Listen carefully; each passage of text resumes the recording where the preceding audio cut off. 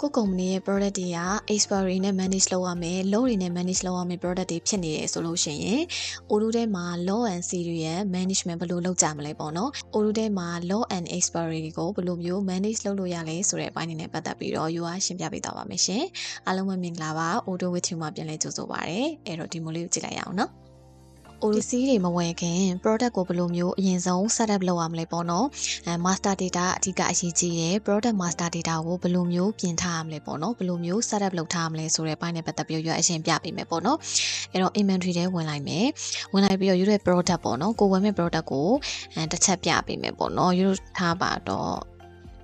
ဒီ vitamin C ပေါ့နော် vitamin C ကိုကုမ္ပဏီမှာကိုက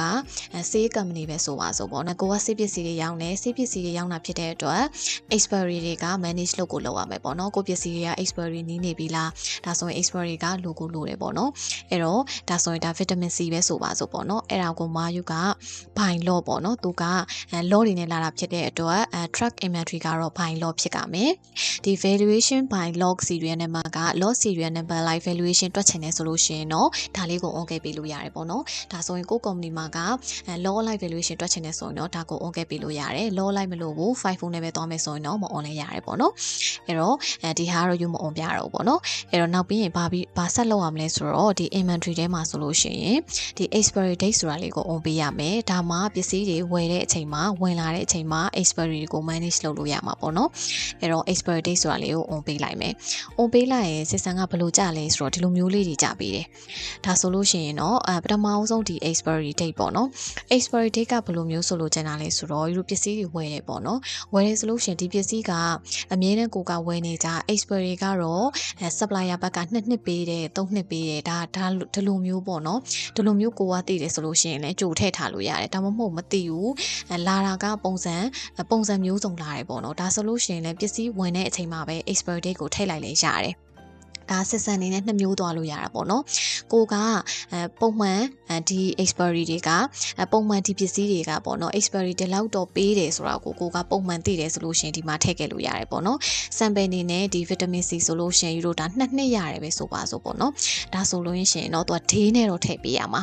day နဲ့ထည့်ပေးရမှာပေါ့နော်တစ်နှစ်ဆိုလို့ရှိရင်365ရက်ထည့်ပေးရမယ်2နှစ်ဆိုလို့ရှိရင်တော့ရက်လိုက်ပေါ့နော်2နှစ်စာအဲ့လိုမျိုးထည့်ပေးရမယ်အဲ့တော့ရတစ်နှစ်ပဲပြလိုက်မယ်ပေါ့နော်အဲ့တော့ဒါဆိုရင်ဒါတစ်နှစ် expiry တော့အမြဲတမ်းရတယ်ဆိုလို့ရှိရင်ဒါက receipt ဝင်တဲ့ date ရဲ့365ရက်ပြည့်တော့မှာပဲဒီက expiry ဖြစ်မှာပေါ့နော်ဒီလို master data အနေနဲ့ထားတာဒါကတော့default ထားတာပေါ့နော်တကယ်ဝင်တဲ့အချိန်တော့အပြောင်းလဲရှိကောင်းရှိနိုင်တယ်အဲ့တော့ bus before date ကရောဘယ်လောက်လဲပေါ့နော် expire ဘယ်လောက် expire နဲ့ဒါကြတော့ day before expiry date ပေါ့နော် expiry date မတိုင်ခင်ဘယ်နှစ်ရက်အလိုကတော့ကိုယ့်အတွက် bus before date ဖြစ်မလဲပေါ့နော်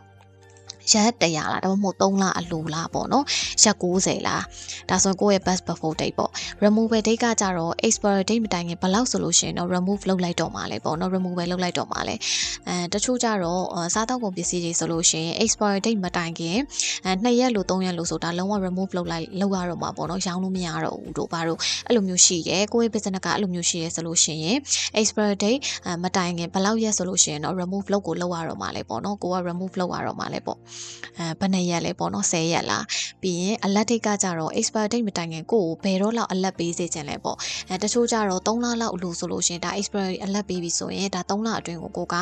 promotion ပေးပြီးတော့ပဲရောင်းတော့မှာလား expire နေတဲ့ product တွေကိုဘယ်လိုမျိုးpromotion တွေလုပ်ကြမလဲပေါ့နော်အဲ့လိုမျိုးကိုမှအဲ့လိုမျိုးတွေ expire နေတဲ့ product တွေကိုကိုရဲ့ promotion plan တွေရှိတယ်ဆိုလို့ရှိရင် expire date မတိုင်ခင်ဘယ်နှစ်ရက်အလိုလောက်တော့assistant ကနေ alert ကိုပေးစီချင်လဲပေါ့နော်ဒါဆို3လအလိုဆိုလို့ရှိရင်လည်းရက်90ပေါ့ဒါကြတော့120ဆိုပါစို့ဒီလိုမျိုးလေးတွေဒါ product တစ်ခုချင်းစီမှာကိုကသိတယ်အလက်ပေးခြင်းတဲ့ date တွေexpire date တွေဒီလိုသိရဆိုလို့ရှင်ဒါ master data လုပ်ခတဲ့က product creation လုပ်တဲ့ကဒီလိုမျိုးလေးတွေကထည့်သွားလို့ရတယ်ဒါ master data အနေနဲ့ထည့်ထားတာပေါ့နော်အဲ့တော့ဒါကို save လုပ်လိုက်မယ်ယူဒါကြတော့ product စောက်တဲ့ချိန်ကိုကထည့်ထားတာဒီပစ္စည်းကိုတကယ်ဝယ်တော့မယ်ပေါ့နော်ဝယ်တော့မယ်ဆိုရင်ဘယ်လိုမျိုးဖြစ်မလဲပေါ့နော်အဲ့တော့ယူပစ္စည်းဝယ်ကြည့်ကြမယ်ဒီပစ္စည်းကိုဝယ်ကြည့်မယ်နော်ပစ္စည်းဝယ်မှာဆိုတော့ purchase တဲ့သွားလိုက်မယ်သွားပြီးတော့ new ခေါ်ပြီးတော့ဒါတယောက်မှဝယ်လိုက်မယ်ပေါ့နော်ဒါပစ္စည်းကိုဝယ်မယ်ထားပါတော့ unit 100ဝယ်မယ်ပေါ့နော် 1000ပဲဆိုပါစို့ပေါ့နော်ရွက်ဆံမဲ့ထဲတာအဲ့တော့ဒါ100 unit 100ဝယ်မယ်1 unit ကို1000ပေါ့နော်အဲ့တော့ save လုပ်လိုက်မယ်ပြီးရင် confirm လုပ်မယ်လုပ်ပြီးရင်ဒါ receipt လုပ်တော့မယ်ပေါ့နော်အဲ့တော့ receipt တက်ဝင်လိုက်မယ်receipt ဝင်လိုက်လို့ရှိရင်ဒီမှာအခု100ရှိရပေါ့နော်အဲ့တော့ကိုကဘယ်လုံးနဲ့လာတာလဲဘယ် expiry နဲ့လာတာလဲဒါတွေဖြည့်ဖို့အတွက်ကကြတော့ဒီထဲမှာပေါ့နော်ဒီထဲမှာဝင်ပြီးဖြည့်ရမယ်ဒီ check ကလေးကိုဝင်ပြီးတော့ဖြည့်ရမယ်ပေါ့နော်အဲ့တော့ဒါလေးကိုယူနှိပ်လိုက်မယ်နှိပ်လိုက်ရင်ဒီမှာဘယ်လုံးနံပါတ်လဲပေါ့နော်ပြီးတော့ဆော့ဆော့ Euro product စောက်တဲ့အချိန်မှာဝယ်နေရပေါ့နော်365ရက် receipt ဝင်တဲ့ရက်365ရက်လို့ပေးခဲ့တာဖြစ်တဲ့အတွက်ဒီနေ့က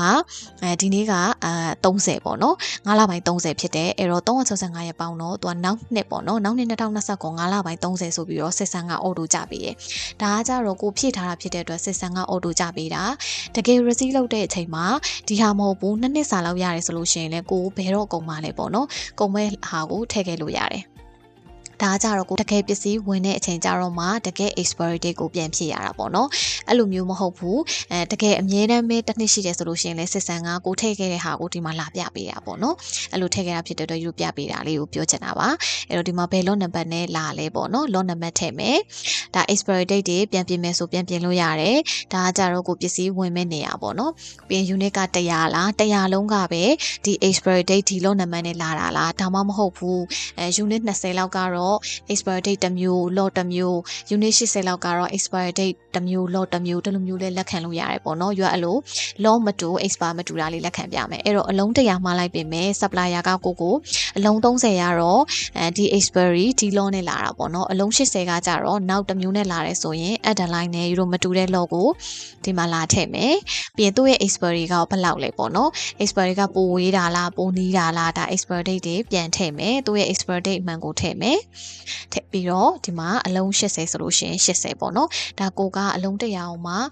multiple lot တွေ multiple expiry တွေကိုပိုက်ကိုဖြည့်ပြီးတော့ receipt လုပ်သွားလို့ရတယ်ပေါ့နော်အဲ့တော့နှစ်ခုပဲလုပ်ပြလိုက်မယ်နော်အဲ့တော့ save လုပ်မယ်ပြီးရင်ပစ္စည်းလက်ခံမှာဖြစ်တဲ့အတွက် sorry ဒီမှာဆို130ပို့သွားပြီပေါ့နော်ဒီလိုပို့ထည့်လိုက်မိတာအဲ့တော့ဒီမှာပြန်ကြည့်လို့ရတယ်ဒီမှာကိုမှားထားတာတော့100ပဲမှားထားတာ quantity မှာ130ဖြစ်နေပြီဆိုတော့စစ်ဆန်ကအနီလေးပြပေးနေရပေါ့နော်မှားတာထက်တောင်ကြော်ပြီးတော့ receipt လုပ်မိနေရပေါ့နော်အဲ့တော့ဒီမှာယူက80ပြန်ပြင်လိုက်မယ်နော်save လုပ်မယ် save လုပ်ပြီးတော့ဒါကိုလည်း save လုပ်ပြီးတော့ပစ္စည်းတကယ်ဝင်လာပြီဆိုရင်အခုကတော့ ready အဆင့်ပဲရှိသေးတာပစ္စည်းတကယ်ဝင်လာပြီဆိုရင် validate လေးနှိပ်လိုက်မယ်ဒါဆိုရင်ကိုယ့်ရဲ့ warehouse တဲ့ကိုပစ္စည်းကရောက်လာပြီပေါ့နော်ပစ္စည်းကရောက်လာပြီဒီ PO ကိုသွားပြီးတော့ငွေပေးမယ်ငွေဆက်ချေမယ်ဆိုလို့ရှိရင် PO လေးပြန်သွားပြီး create ပေးနေဒါငွေချေတာတွေငွေပေးတဲ့ပိုင်းလေးဆက်သွားလို့ရတယ်ပေါ့နော်အဲ့ပိုင်းလေးတော့ရောမပြတော့ဘူးအဲ့တော့ lot serial number တွေဝင်လာပြီဒါတွေကိုဘယ်လိုမျိုးပြန်ကြည့်လို့ရလဲပေါ့နော်ကိုပစ္စည်းတွေက lot number တွေကဘယ်လောက်လဲ expiry date တွေဘယ်လောက်လဲဒါတွေကိုဘယ်လိုပြန်ကြည့်မလဲဆိုတော့ inventory module တွေကိုသွားမယ်ပေါ့နော် inventory နဲ့သက်ဆိုင်တာဖြစ်တဲ့အတွက် inventory module တွေသွားပြီးတော့ product အောက်မှာ lot serial numberဆိုတာလေးရှိတယ်ဒီထဲမှာသွားပြီးတော့ manage လုပ်လို့ရတယ်အဲ့တော့ lot serial number တွေဝင်လိုက်မယ်ဝင်လိုက်ပြီးဒါကတော့စစ်စံက location လိုက်ပြပေးနေတာပေါ့နော်ဘယ် location ထဲမှာဘယ် lot number တွေဘယ် product တွေရှိလဲပေါ့နော်ဒါဆိုရင် YGN ဆိုတဲ့ရန်ကုန်အောက်မှာဒီ lot number တွေရှိတယ်ဒီ product တွေရှိမယ်ဒီလိုလေးကြည့်လို့ရတာပေါ့နော်ဒါမှမဟုတ်ဘူးဒီလိုမကြည့်ချင်ဘူး product အလိုက်ကြည့်ချင်တယ်ဆိုလို့ရှိရင်လည်း Euro ဒီဟာကိုဖြတ်လိုက်မယ်ပေါ့နော်ဖြတ်လိုက်ပြီးတော့ Euro ဒီမှာ product နဲ့ပိုင်းလိုက်မယ်ဒါဆိုရင် product တစ်ခုချင်းစီကြာလာတယ်ဒါဆိုရင်ဒီ product ကိုထောက်ကြည့်လိုက်ရင်ဒါ product ရှိမယ်ဒါစစ်ဆန်ကမြင်နေရတာတော့ဒီလိုလေးပဲမြင်ရတာပေါ့နော်ထပ်ပြီးတော့ကိုကြည့်ချင်နေဆိုရင်ဒီအဆက်ကလေးကိုထောက်ပြီးတော့ alert date ကိုကြည့်မလား best before date ကြည့်မလား removal date ကြည့်မလား expire date ကြည့်မလားကိုကြည့်ချင်တဲ့ဟာလေးတွေကိုကိုကဒီလိုမျိုးလေး tick လုပ်ပြီးကြည့်သွားလို့ရတယ်ဒါဆိုရင် vitamin C ကိုမှဒီ product ဒီ lot number ကိုမှalert date ကကြတော့စစ်ဆန်ကနေဒီလောက် date ဆိုလို့ရှိရင်တော့ alert ပြနေခဲ့လိမ့်မယ်။သူကဘယ်လိုတွက်တာလဲဆိုတော့ Euro export date ထည့်လိုက်တာနဲ့စောစော product form မှာဖြည့်ခဲ့ကြတယ်ပေါ့နော် product form မှာဖြည့်ခဲ့ကြတဲ့ date တွေအတိုင်းကိုပြန်တွက်ပြပေးတာ။အဲ့တော့ vitamin C ကိုခဏပြလိုက်မယ်နော်။ဒီမှာEuro ထည့်ခဲ့တယ်ပေါ့နော်ဒီထည့်ခဲ့တဲ့ date တိုင်းလေးတွေပြပေးနေတာအဲ့တော့ဒီ alert date ကကြတော့သူက expiry date နဲ့တွက်ပြီးတော့ expiry date နဲ့တွက်ပြီးတော့ဒီမှာထည့်ခဲ့တဲ့ရက်တွေအတိုင်းပြပေးတာပေါ့နော်အဲ့တော့ alert date ကဒီလောက်ဆိုလို့ရှိရင်တော့ကိုရဲ့ warehouse manager လာပေါ့နော်responsibility ရှိတဲ့လူကို alert တက်လိုက်မယ် bus before date တွေတက်မယ်ပြီးရင် removal date ပဲချိန်ဆိုရင်တော့ remove လုပ်ကြတော့မယ်ပြီးရင် expiry date ကိုလက်ခံလိုက်တဲ့ expiry date ပေါ့နော်ဒါကကြတော့ list view မှာမြင်ရတဲ့ဟာအထဲထဲဝင်ကြည့်ခြင်းနဲ့ဆိုရင်လည်းအထဲထဲဝင်ကြည့် ကြည့်လို့ရတယ်ပေါ့နော်ဒါဆိုရင်ဒီ lot number ရှိမယ်product ကဘယ် product လဲ on hand ကကြတော့ဒီ lot number ပေါ်မှာ on hand က30ကျန်သေးတယ် location ကကြတော့ဘယ် location မှာလဲ YGN ဆိုတဲ့ location ထဲမှာရှိနေတာပေါ့နော် expiry date ကတော့9လပိုင်း31ရက်နေ့2028ဆိုရင် expiry ဖြစ်မယ်removal date တွေပြပေးတယ် bus before date တွေ alert date တွေပြပေးမယ်ပေါ့နော်အဲ့တော့ဒါကဒီ lot serial number ဆိုတဲ့ဟာမှာ product align ကိုယ့်ရဲ့ lot တွေ expiry ကို manage လုပ်လို့ရတာပေါ့နော်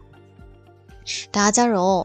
ဒီ activity လေးကိုကြည့်မယ်ဆိုလို့ရှိရင်တို့ဒါ expiry မဖြစ်သေးဘူးပေါ့နော် expiry ဖြစ်တဲ့ product တွေမဟုတ်သေးဘူးဒီဟာကိုဖြတ်ပြီးတော့အကုန်လုံးကြည့်လိုက်မယ်ပေါ့နော်ဒါဆိုရင်ဒီအရှိရဝယ်ထားတဲ့ဟာတွေဆိုလို့ရှိရင် activity တွေမှာ expiry alert တွေဖြစ်နေပြီပေါ့နော် expiry date တွေကလည်းဒီလောက်တောင်ကျော်နေပြီပေါ့နော်ဒီလိုမျိုးလေးတွေပြပေးတယ်အဲ့တော့ဒီ alert date မှာလည်း expiry alert တွေဖြစ်နေပြီအဲ့တော့ကို expiry ဖြစ်နေပြီလားဘာလားပေါ့နော်အဲ့လိုမျိုးတွေကြည့်ချင်တယ် expiry alert တွေတက်နေတဲ့ product တွေကဘာတွေဖြစ်နေပြီလဲစုပြီးတခါလေးကြည့်ချင်တယ်ဆိုရင်ဒီ drop down လေးထဲမှာ expiration alert ဆိုတာလေးကိုနှိပ်လိုက်ရင်ဒါ expiry ဖြစ်နေတဲ့ဟာတွေပဲအကုန်လုံးကြာလာတာပေါ့နော်ကိုအရင် product တွေများလာတဲ့အချိန်မှာ alert တက်တာကိုလည်းကိုကကြည့်ရင်လည်းကြည့်နိုင်လိမ့်မယ်ကြည့်ကောင်းလည်းကြည့်နိုင်မယ်ပေါ့နော်မကြည့်နိုင်တဲ့အချိန်မျိုးမအားတဲ့အချိန်မျိုးဒီလိုမျိုးလေးဖြစ်တယ်ဆိုလို့ရှိရင် loss serial number ထဲသွားပြီးတော့ပေါ့နော်သွားပြီးတော့ဒီ drop down တွေကနေ expiration alert တွေအကုန်ဆွဲထုတ်လိုက်ရင်ဒါ expiration alert တွေ65ပြနေပြီပေါ့နော် expire ဖြစ်နေတဲ့ဟာတွေကို65အကုန်ဆွဲပြနေပြီပေါ့နော်အဲ့လိုမျိုးတွေလည်းလာကြည့်လို့ရတယ်ဒါကတော့ကိုရဲ့product တွေကိုဘယ် expiry နဲ့ဝယ်ထားတာ location ဘယ် location နဲ့မှရှိတာ on hand ဘယ်လောက်တွေကျန်နေသေးတာ removal date တွေကတော့ဘာပါ alert date တွေကတော့ဘယ်တော့ alert တက်မယ်ပေါ့နော်ကို company က expiry lot တွေနဲ့တုံးတယ်ဆိုလို့ရှိရင် Odoo ထဲမှာ manage လုပ်လို့ရတဲ့အပိုင်းတွေကိုယူကရှင်းပြပေးသွားတာပဲဖြစ်ပါတယ်နောက် video မှာတော့ယူက purchase return လုပ်တဲ့ process ကိုပြပြပေးသွားမှာဖြစ်ပါတယ် purchase return မှာ supplier ကနေငွေပြန်အပ်တာမဟုတ်ပဲねပစ္စည်းပြန်ပြီးတော့ exchange လုပ်ပေးတာပေါ့နော်ပစ္စည်း exchange လုပ်ပေးတဲ့အပိုင်းတွေကို sharing ဆက်လုပ်ပေးသွားပါမယ်အဲ့တော့ unit တူတူလေ့လာပေးကြပါအောင်နော်ကျေးဇူးတင်ပါတယ်ရှင်